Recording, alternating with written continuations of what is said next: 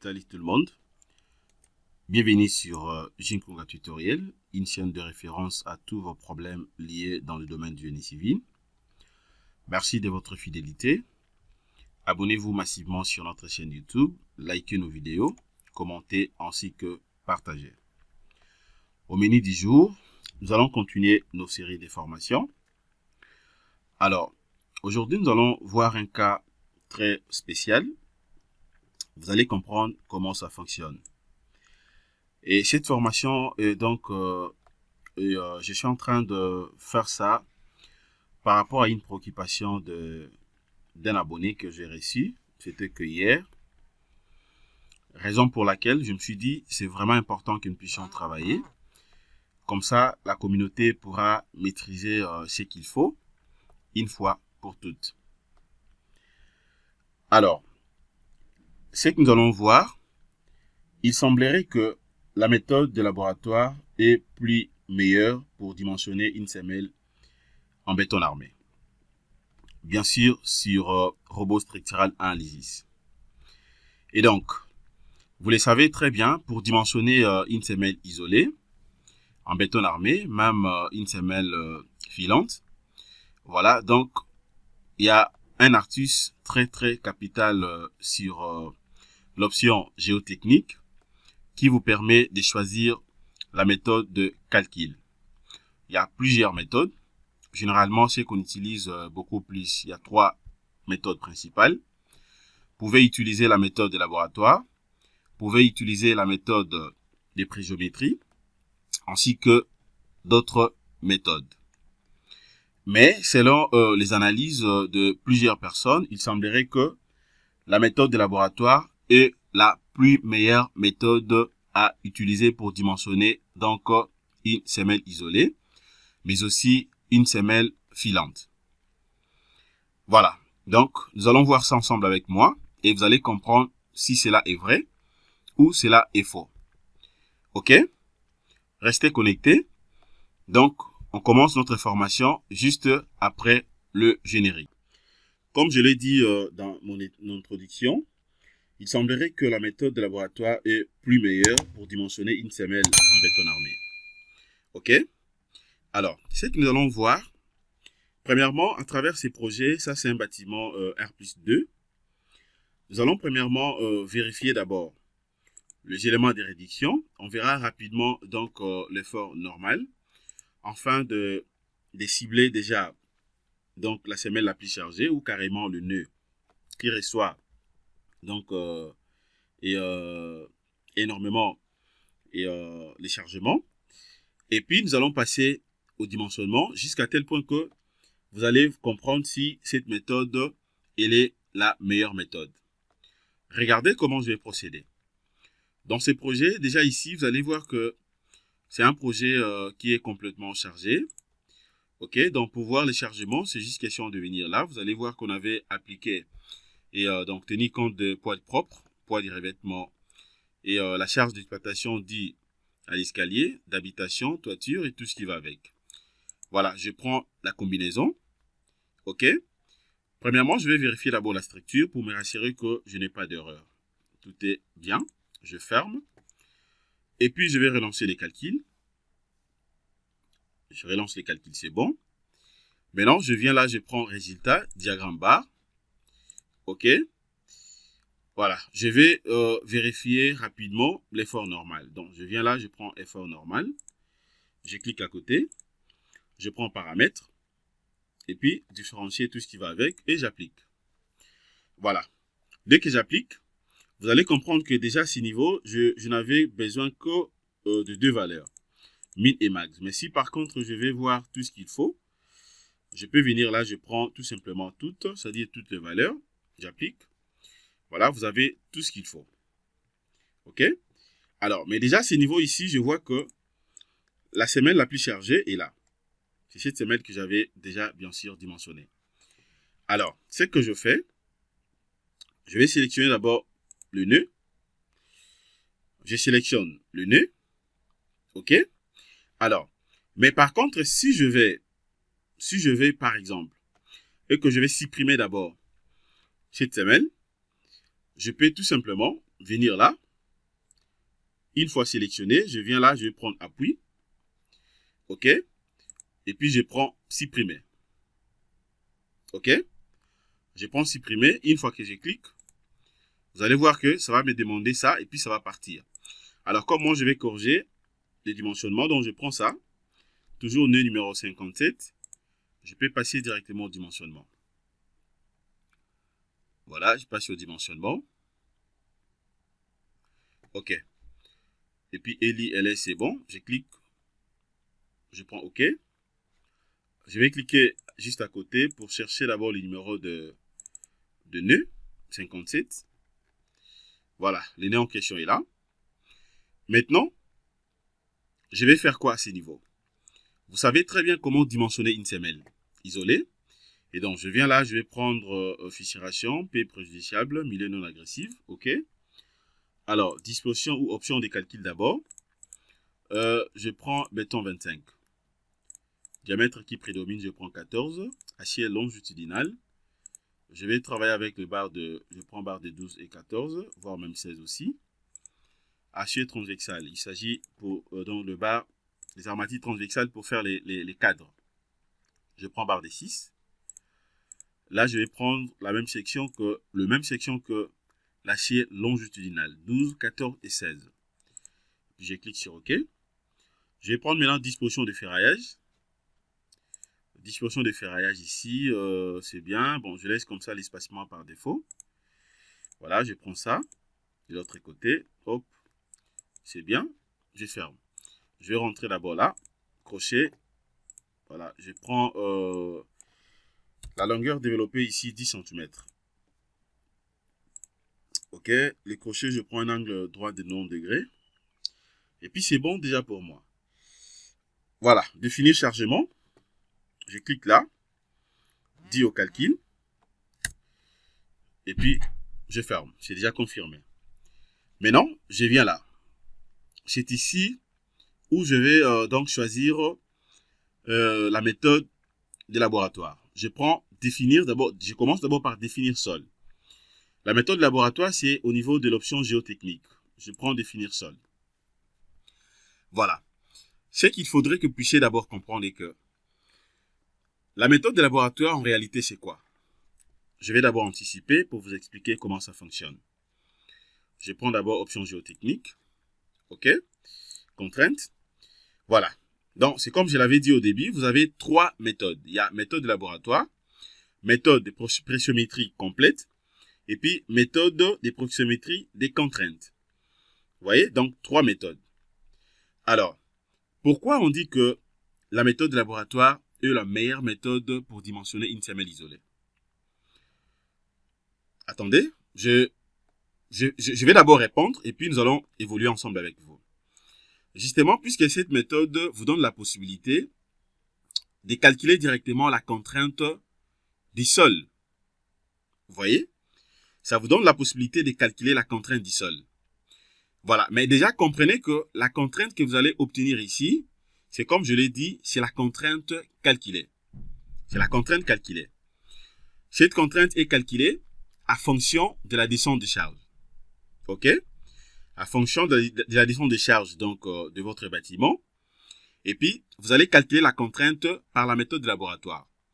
Alors, pour que votre bâtiment puisse tenir, pour que le bâtiment soit résistant, à la fin, maintenant, vous serez obligé soit de comparer cette contrainte obtenue par la méthode de laboratoire avec la contrainte admissible du sol.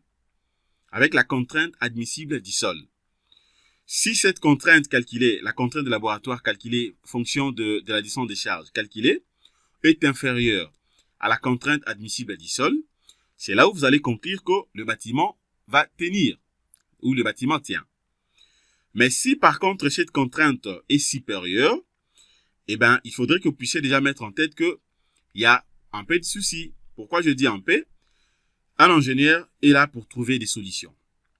Vous voyez? Donc, il ne faudrait pas que vous puissiez dire que c'est impossible de réaliser cet ouvrage. D'abord, il faudrait que vous puissiez mener, donc faire des analyses. Comparer d'abord l'écart qui existerait entre cette contrainte calculée et la contrainte admissible du sol.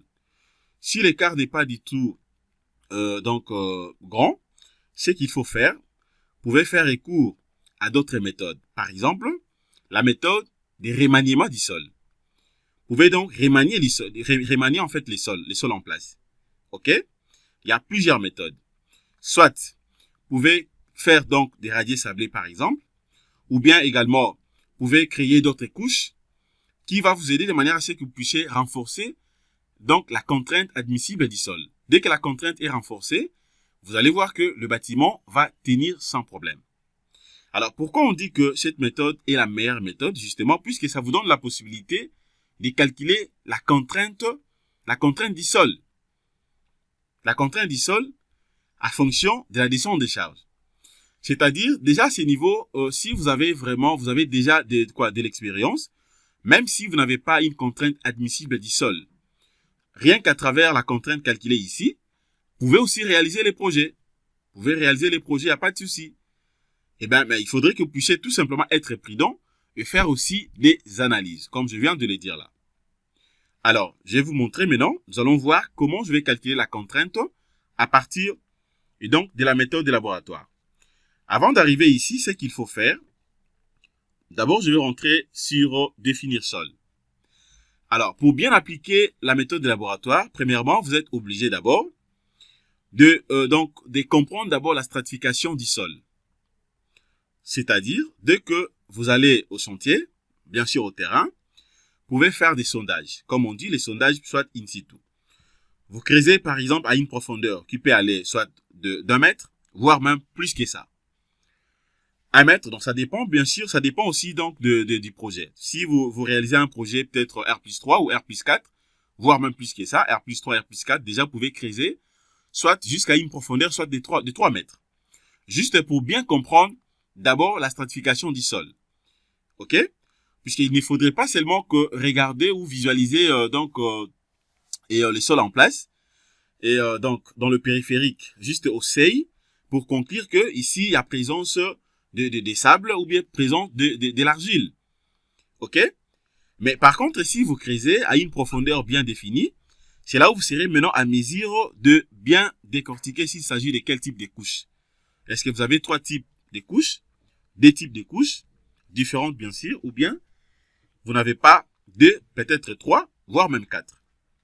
Et donc, l'idéal serait que vous puissiez creuser à une profondeur. Si par contre vous réalisez un bâtiment R+2, comme les cas de ces projets, vous pouvez creuser soit à une profondeur, voire même de 1,50 m, 1,80 m ou 2 mètres.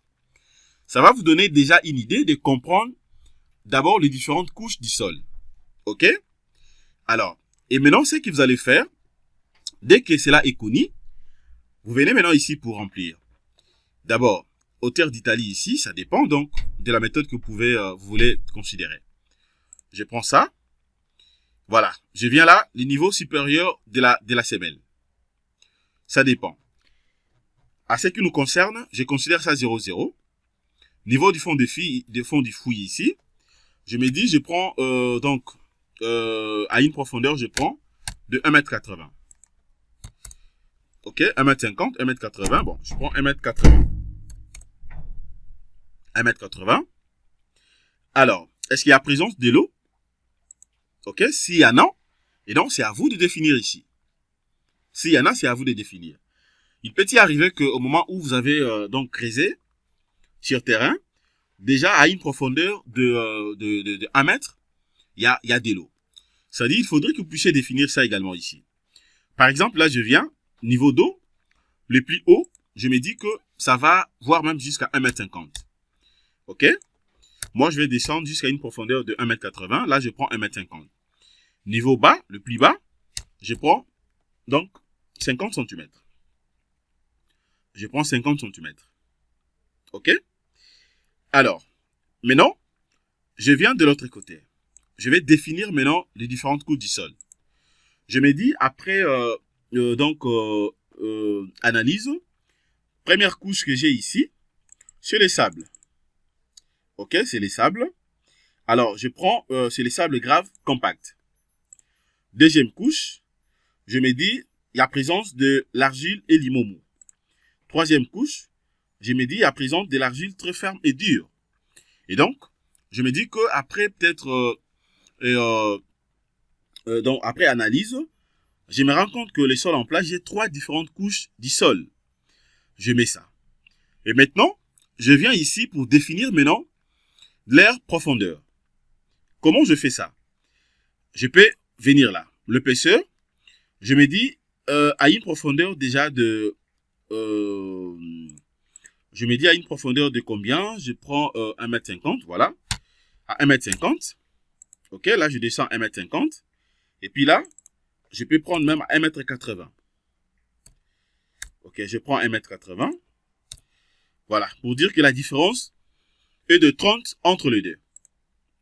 Ok, et de 30. Et c'est bon. Dès que c'est fini, attendez, là, je vais encore une fois de plus confirmer. J'avais pris 1,50. Ok, 1,50. Là, j'avais pris 50 cm. Et puis j'applique. Voilà, la configuration est là. Et donc ici déjà, concernant les sols, ça dépend de tout un chacun. C'est comme je viens de dire, ça dépend de tout un chacun. Ça dit, ça dépend de ce que vous avez exactement. Ok? Alors, dès que je termine ici, c'est tout pour moi. Et déjà, vous allez comprendre que la méthode de laboratoire que moi je vais utiliser, ça va donc, cette méthode va m'aider de calculer la contrainte du sol. La contrainte du sol à fonction, bien sûr, de 3 couches que j'ai insérées ici. Et la contrainte, ça sera la contrainte calculée, la contrainte du sol. Mais ça ne sera pas la contrainte admissible du sol. Ok, là c'est la contrainte du sol qui est dit, donc qui est fonction de la descente de charge. Je ferme. Maintenant je viens là, je prends option géotechnique.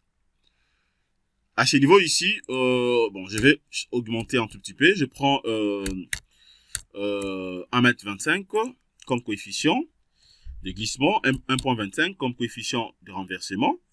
Et la contrainte maintenant ici, je ne suis pas obligé d'insérer la contrainte. Je viens tout simplement cocher la méthode de laboratoire. Voilà pourquoi cette méthode est la meilleure méthode. Dès que je coche, je clique sur OK. C'est tout. Et là, eh ben, je peux que lancer les calculs. Et avant de lancer les calculs, je viens là. Je prends paramètres du dessin. OK, je vais cocher diamètre, longueur, espacement, description. Voilà, je vais voir d'abord comment ça va apparaître. Voilà. Et puis là, je viens, je lance les calculs. Voilà. Une fois lancé les calculs, regardez à quoi ça ressemble. Regardez à quoi ça ressemble. OK? Alors, déjà, vous allez voir ici que le prédimensionnement fait ici, j'ai une semelle carrée de 1,20 m, 1,20 m carré. OK? L'espacement est de 25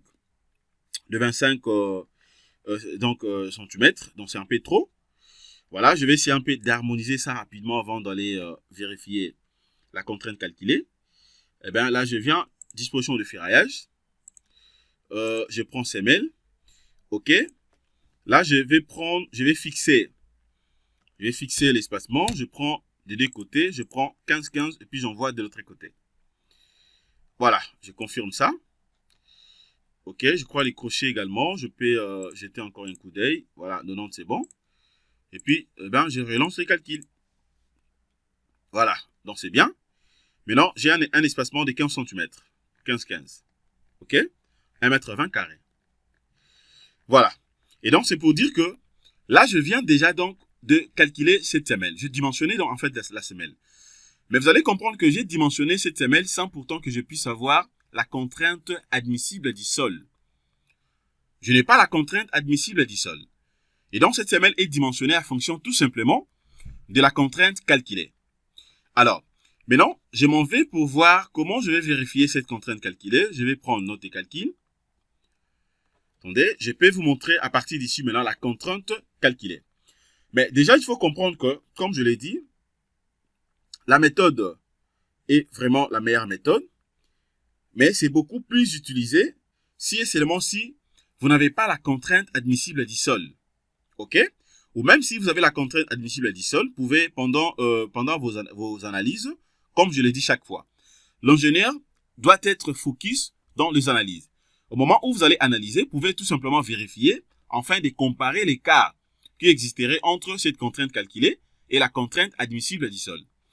Attendez, je vais vérifier ça. Je m'en vais chercher maintenant la contrainte admissible du sol. Voilà, regardez déjà ici, vous voyez la contrainte calculée est là. Ça, c'est la contrainte calculée. OK? La contrainte calculée qui est différente de la contrainte et donc qui vient donc du laboratoire. Regardez. Et là, je trouve une contrainte de 0,19 mégapascal. OK? Voilà, cette contrainte est fonction de quoi? Fonction de tout ce que j'ai inséré ici comme élément. OK? Niveau du sol 0,0, c'est ce que j'avais inséré. Niveau max de la semelle, et là, vous avez donc le niveau du fond de fouille. OK? Vous avez le niveau de la nappe phréatique.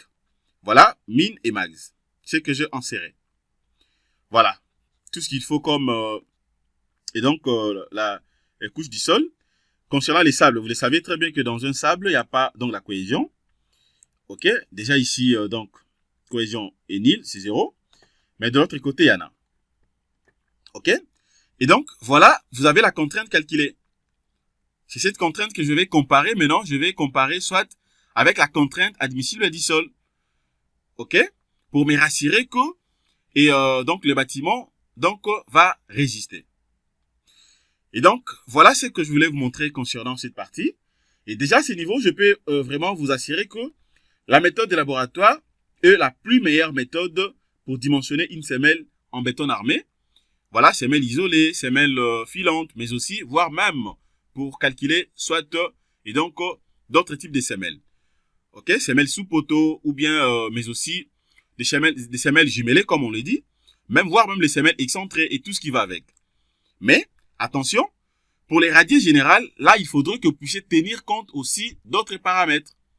OK? Il faudrait que vous puissiez tenir compte d'autres paramètres, notamment le coefficient de l'acidité du sol. C'est très, très important en tenir en compte. OK? Voilà. Donc, voilà ce que je voulais vous montrer concernant cette formation. J'espère que vous avez très bien suivi l'importance de la méthode de laboratoire. Voilà, merci de votre disponibilité. Abonnez-vous massivement sur notre chaîne YouTube. Likez nos vidéos ainsi que partagez. Passez une excellente soirée. Au revoir.